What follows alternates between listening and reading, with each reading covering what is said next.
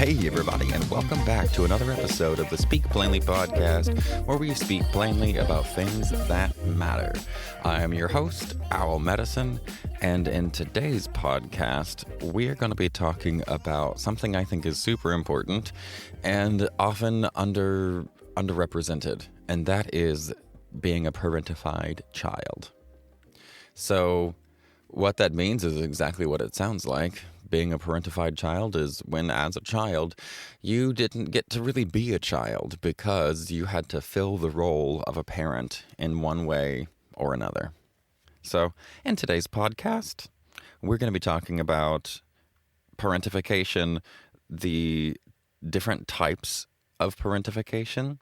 We're going to talk about the effect on the children, what happens with those children as children, and then what happens with those children as adults. And I think a lot of, especially Gen X, I think that's kind of the hallmark of the entire generation, is being a parentified child.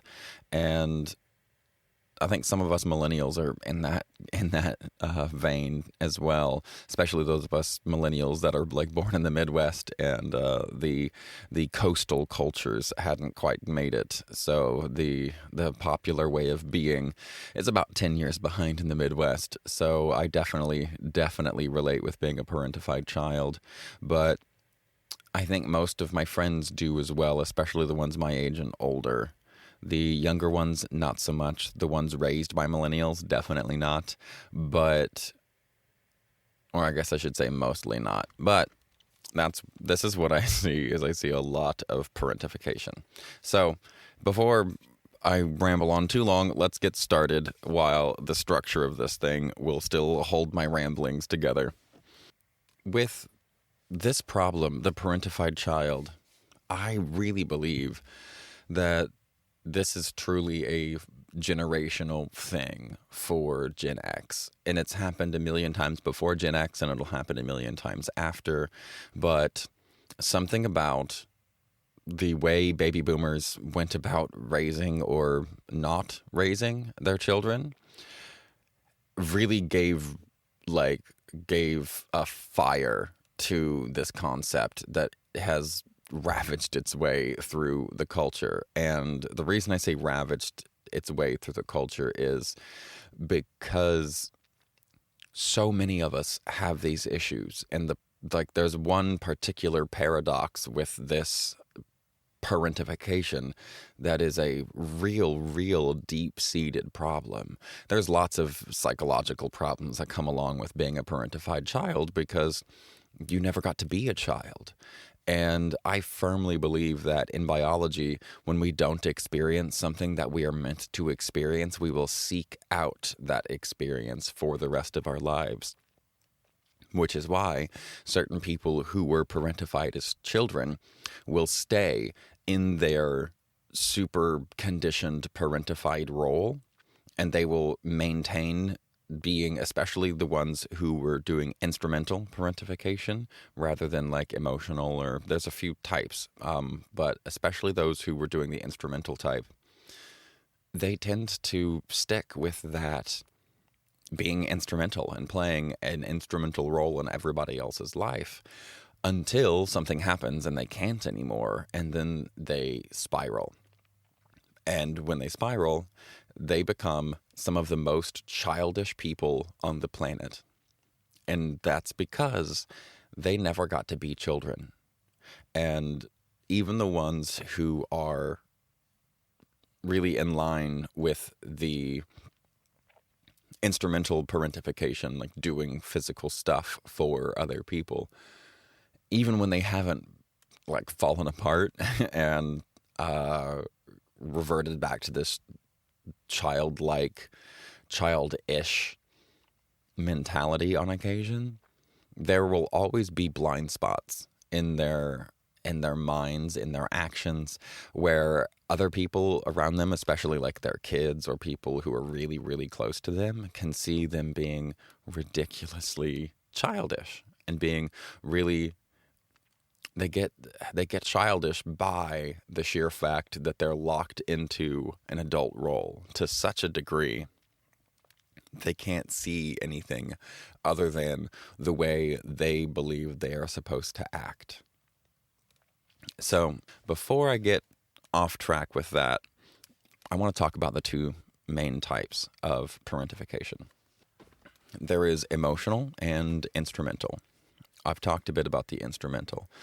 If you were a parentified child and you were this instrumental type of parentified child, what that means from a clinical perspective or from a clinical definition is instrumental parentification happens when parents assign children responsibilities that are not age appropriate. This could mean anything from like grocery shopping to paying the bills, to help balancing the books, to cooking meals for the family or taking care of a sick sibling. Instrumental parentification is kind of like hand in hand with being the oldest child in a family.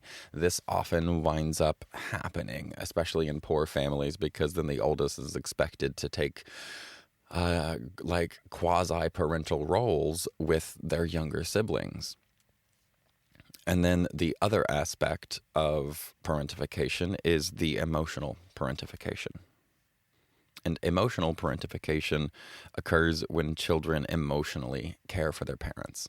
And this can happen in a couple of ways. The first is the most obvious, where emotionally parentified children are the children who are told that they are old souls. They are the ones who are told that, well, parentified children in general are told that they're old souls. They're told that they're mature. But especially emotionally parentified children, because emotionally parentified children have had to deal with the emotions of their parents, and they wind up probably more messed up than the instrumental type, because most of the childhood that we miss is about freedom of expression and freedom of experience and being able to just move through life without worries, because those worries wind up being chronic stress. And then we know what happens with chronic stress. That's what the whole book is about, is chronic stress adaptation and the psychological and physiological impacts of being a child and physically developing under chronic stress. And parentified children are definitely under chronic stress. And so let's look at two different types of parents that you might have to be the emotionally parentified child. And one is, there is a parent who is very repressed. And we can even take it to the extreme to make it obvious. Say that you have a parent who is expressed and maybe drinks too much or has a substance use problem. Maybe not substance use or abuse. Maybe not even that abusive, but they have a substance problem. And anybody who has a substance problem, it is always because they are repressed. There are parts of themselves that they have felt they have had to repress for one reason or another. But then what happens is that child then observes the patterns and detects repetitions in the patterns of the parent who is repressed. And that child then goes, okay, well, in order to prevent them from everything being fine 1 minute and then blowing up the next, because that's always what happens with repression. How big the blow up is always unique, and the area of life in which somebody is most likely to blow up is unique, and that is the exact information that a parentified child is zoning in on and going, oh, okay, they're feeling this way, even if they don't know that, which means they're more likely to react in a negative way. So then the emotionally parentified child is always navigating the situation, going, they're feeling this way. If I do this, then it might make them feel this way. And then I'm preventing something bad from happening. I'm preventing an outburst of them yelling at me or yelling at a sibling or yelling at mom. And that's just the emotional repression side. If you have a repressed parent, then you have the same thing, but a bit more dramatized with the emotionally erratic parent. And this is what happens when you have a parent who is emotionally aware of themselves, but doesn't know how to regulate. That they are not repressed. They don't believe in repressing emotions. They really believe in expressing them and letting them out and letting them fly. And if you have a child who is naturally a bit more conservative and a parent, stereotypically in this case it would be a mother, but it could be absolutely anybody. If you have an erratic parent emotionally, then what happens is the parentified child has to be the emotionally mature one, meaning they are going to wind up repressing their emotions because the way that their parent expresses them is so erratic that it makes them feel unsafe.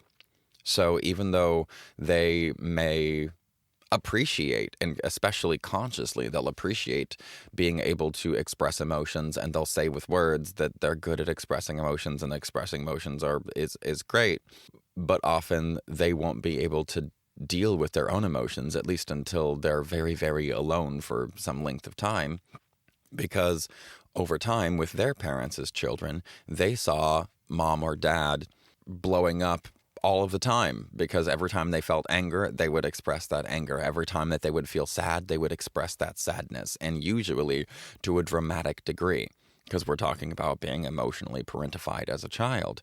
So when these parents do this to a kind of dramatic degree, the child then has to be the person with the boundaries to say, like, okay, this is enough or this is not, and like, let's rein it back in, let's calm things down. And then that child learns to repress their own stuff. The child learns to repress their own emotional reality in favor of finding some appropriate boundaries for the expression of those things.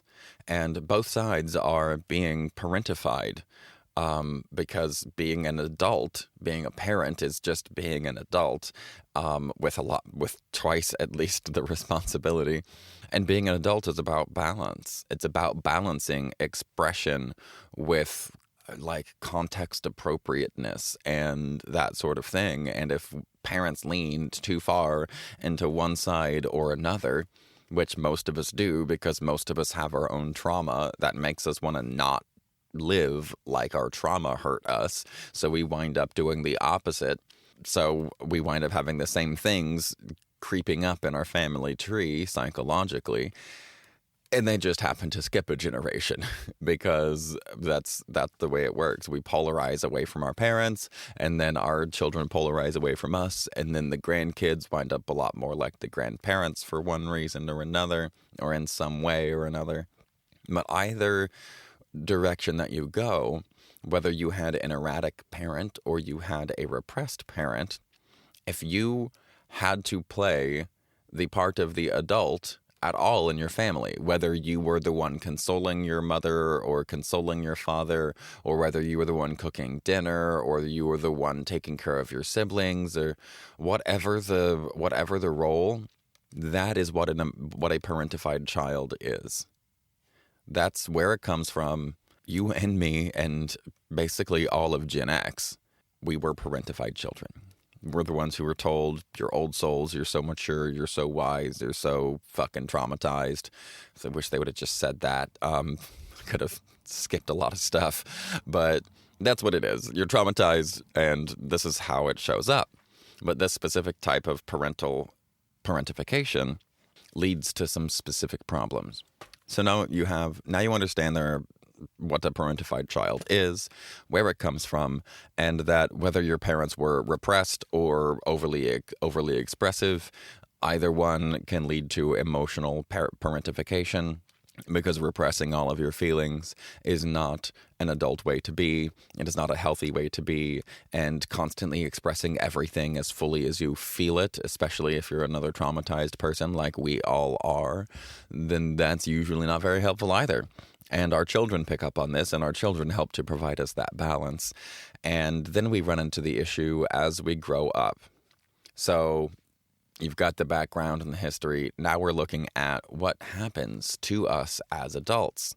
Well, keeping in line with all psychological stuff, we have a real hard time with our sense of self, a sense of belonging, a sense of purpose, and real struggle with relationships.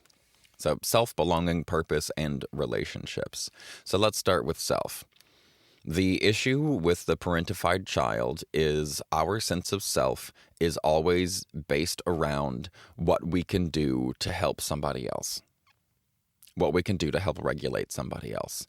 And I admitted at the beginning of this that I was talking to me, but as I say these words, I am being hit in the chest with this sense again of this is why I'm in medicine, this is why I'm in coaching, this is why I do the one-on-one stuff that I do, is because my sense of self, and it ties in for me here with purpose as well, is based on what I can do for other people.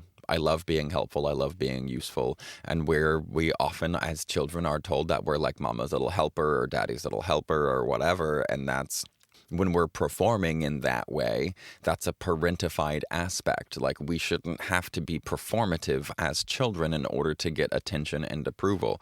But I sure as fuck did.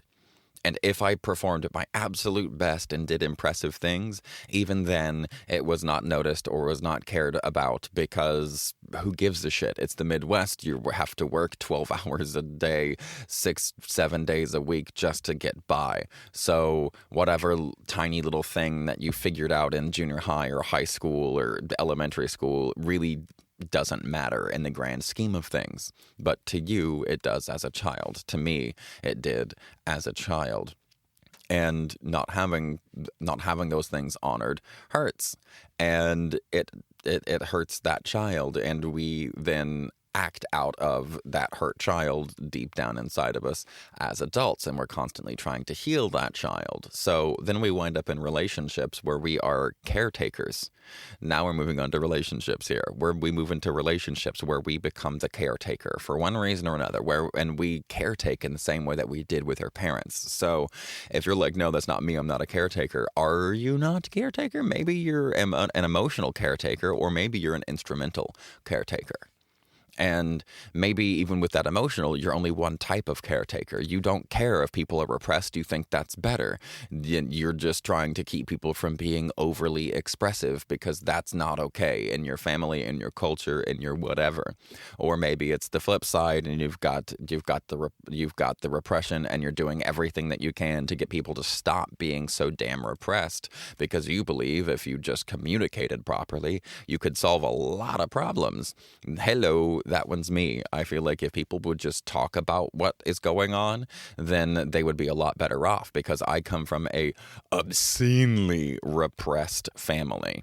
I went home for Christmas and I got to hang out with my mom and realize that I have twice the wrinkles that my mother does. And the reason is because I am ridiculously expressive. My mother is not. Never has been, never will be. People think that she's 40 and she just turned 60. That's what she told me, that she has people ask, like, how old are you? Because she looks so young, and she'll have them ask, and they're like, 40, 45. And she's like, nope, I just turned 60. And it's not because she eats well. It's not because, like, she exercises. It's not because of any of that kind of crap. It's literally just body fat and percentage and repression. That's it. But she has way less lines than I do because that level of repression. And growing up in that level of repression on my mother and with my father, I saw how much crap happens because people refuse to admit how they feel. So I become a polarizingly expressive person. And that's the way it all works out. So as an adult now, I am constantly trying to get people to express themselves, if not to like the world and the people around them, at least to themselves. That's my minimum goal, is to make people aware of at least what they are feeling, because I really believe if people are more aware of themselves and more aware of their feelings, if you can actually put a name to what it is that you're feeling or figure out where it's coming from, and then those things are easier to cope with. The feelings, no matter how big, become slightly easier to deal with. And by deal with, I mean sit inside of that emotion, whatever it is, and let the wave crash over you and then let it recede again. That's all processing emotions is sitting in the emotion and not doing anything to change it. But I feel if people are aware of themselves in that way, then they can avoid a lot of issues and live a much healthier and happier life. And I know that I believe that so strongly because of my specific type of parentification as a child. Other people, I think of my mom's oldest sister, Rhonda. I think of her as the instrumentalized, parentified child. She's also the firstborn, but she was always... And when you look at her face now, I see she's very metal. And my family's not that. There's a little bit of metal, but it's mostly like earth, and fire. But she's metal, which is very particular in Chinese medicine. They're very detail oriented, and she continued this. And I don't know exactly what her childhood was like, but I do know that she had younger sisters, and I see how she shows up in the world now, and she is always instrumental. That is her thing. When there's a problem, she's there. When her mom's health is like going bad, she's there. And she lives further away than any of the other children. She lives further than my mom or the baby of the family. There's 3 girls, and she's there the most, even though it's the furthest drive. And it's because I really believe that she gets value out of being instrumental. That is what makes her feel good and what makes her feel a part of the family. Here's the paradox that I was bringing up earlier. That she knows that she is loved within this family. She was like... My grandparents, of course, were not perfect, but they were pretty damn close as far as I could tell. My grandmother's father was a very abusive man, and my grandfather was a very peaceful, loving, patient, kind man. So was my grandma, and I never really saw her get mad. She's finally recovering a little bit from her cancer, and I think it's because she has finally gotten a little bit mad about things that are genuine injustices. But what I'm saying is, I don't think that, I know that she was not physically abused or anything like that. I'm sure there were issues, but she did wind up with this instrumental parentification thing. It shows up full force in her adult life. And the issue is, when we wind up with these same value systems, when we're speaking no longer about our families, about our immediate families and even extended, we're moving into our peer relationships and our sense of belonging outside of our family unit. And most of us, our sense of belonging outside of our family is as important or more important than our sense of belonging with our family, either because the family is subconsciously programmed already in us as like we're okay because we have that. And that's not me. That's not most of us who are chronic stress adapted, but those definitely exist. The issue then becomes, how do I, as a parentified child, now an adult, how do I learn to belong outside of my family?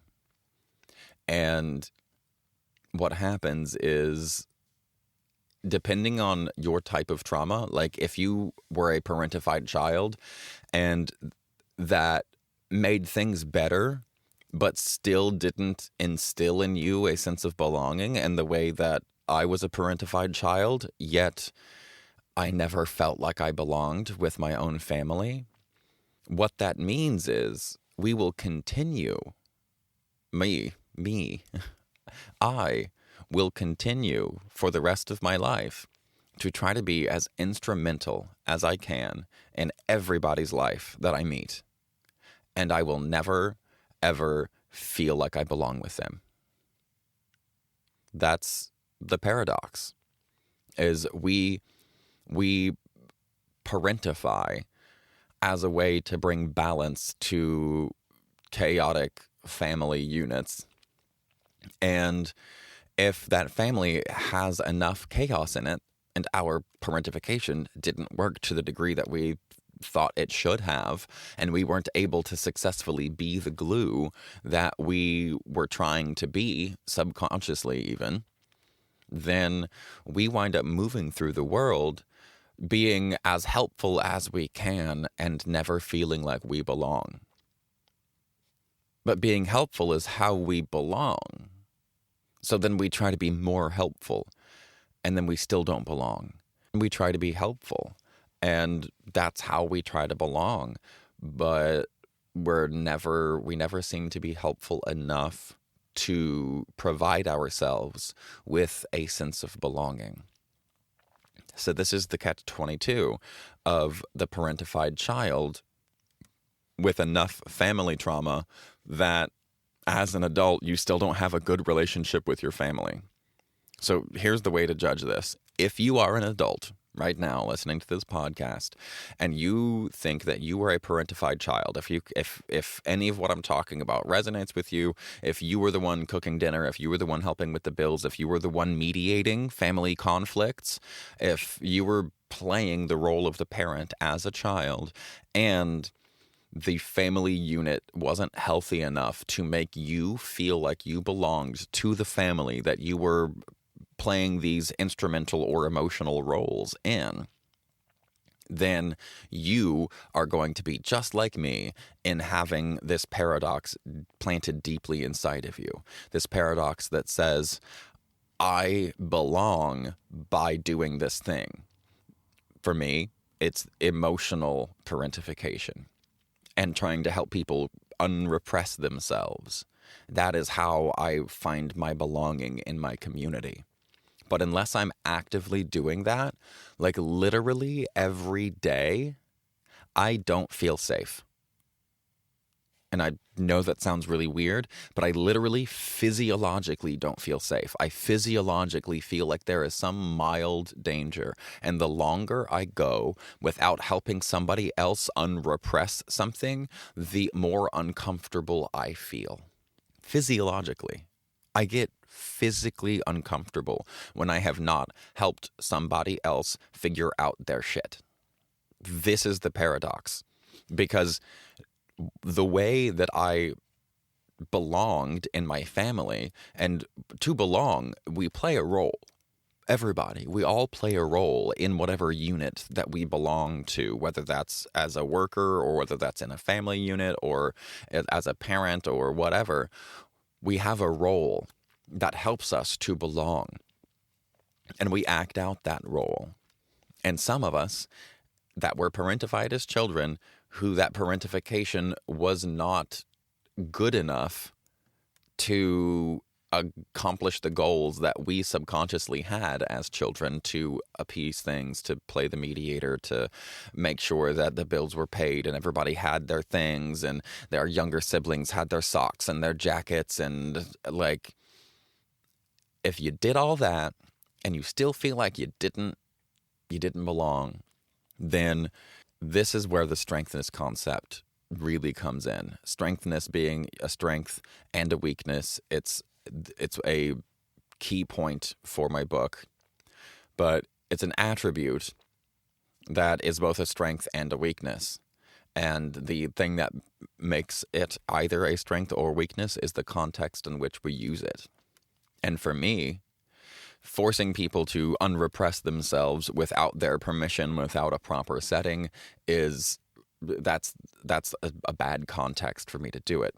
But one of my strengthnesses is figuring out how somebody feels and helping them realize it. That's always been a strengthness of mine. The way I go about doing that now is a strength, whereas the way I used to go about doing it was seeing how people were acting and then calling them out on their deepest repressed bullshit and saying, oh, well, you're only doing this because of that, and you're only doing this because of this, and reading them for their life. Same thing. It's the same process. I'm doing the exact same thing. I'm helping them realize what the motivations behind their actions are. But I can do that by being a cunt and calling somebody out on their bullshit, or I can do it by inviting them to explore their own feelings, their own sensory experience in their body with curiosity. Two different ways to do the exact same thing. Either way, I am still fulfilling my role.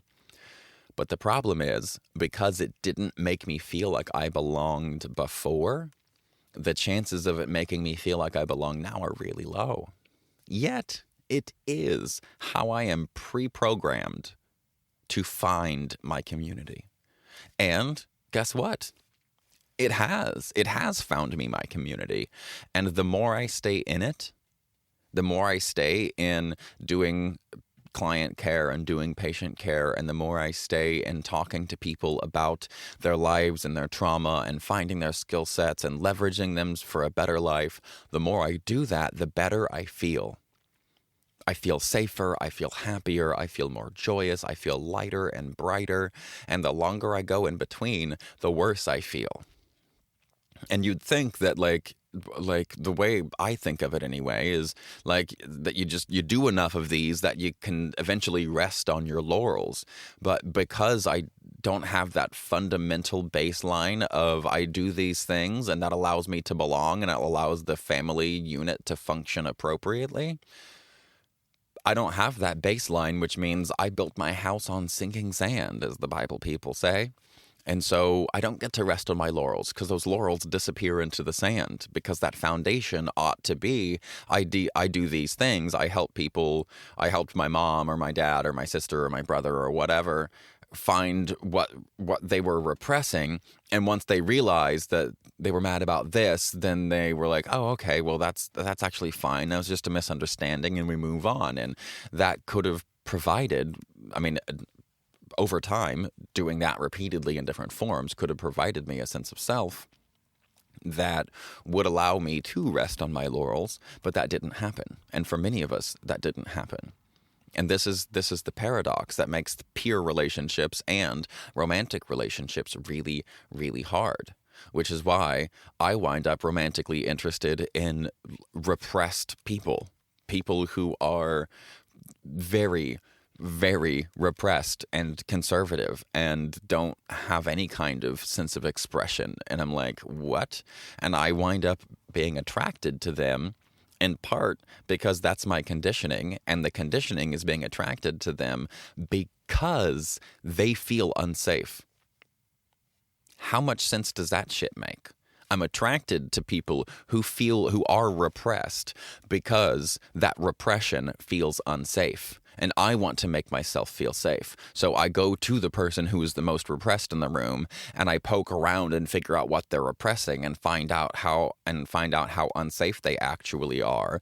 And once I've got that categorized, I can move on. But that winds up who I'm romantically interested in, which is stupid, but it also makes perfect sense. It's the way that it works. So as a parentified child, if you were a parentified child, think back to, did you have to play the role of a parent in any way? Were you a mediator? Were you the one cooking dinner? Did you take care of your brothers and sisters? Did you take care of mom? Did you take care of dad? Maybe somebody got injured and you had to take care of them. It's not just bad parenting that does this. It's maybe something like your mom and dad got into an accident, or they got exported, or they got deported. Maybe you're in that kind of situation. There's lots of reasons that a person can become parentified as a child. And I'm not here to blame parents for parentifying children. It's a part of life. What I'm here to talk about is this is a phenomenon that's very, very real. And many, many, many of us live with it every day. And it's a very important thing to become aware of, to recognize that we try to parent not just ourselves, but mostly other people. We're trying to parent other people in the exact way that our parents didn't parent us or our environment. We're trying to find that balance, and we continue to do it as adults.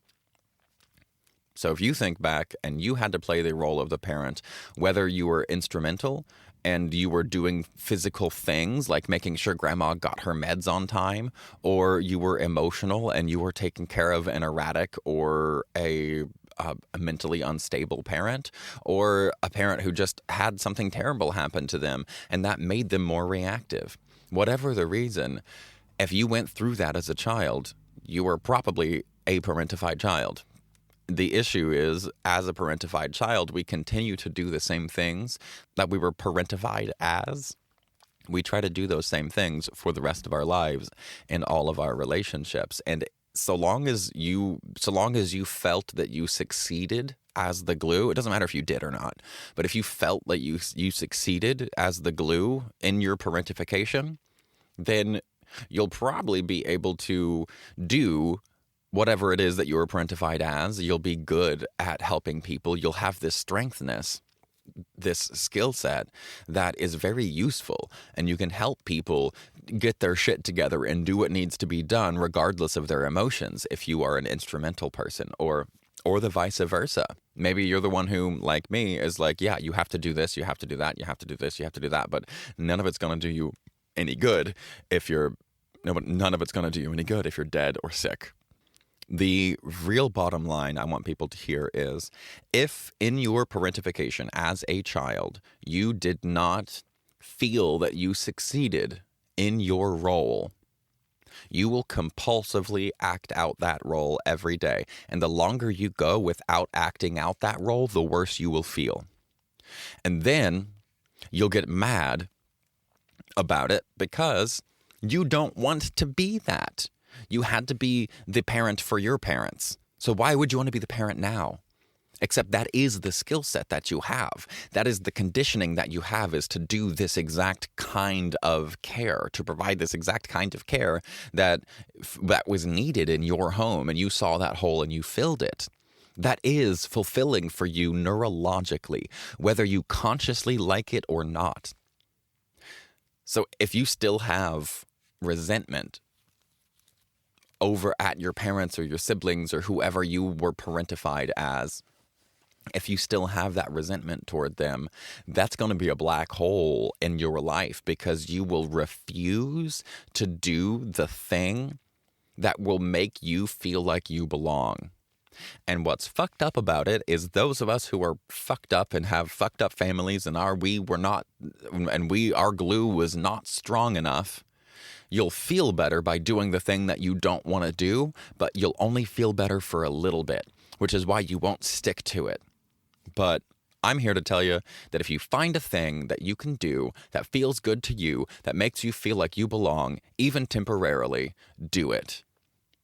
Do that thing and continue to do it.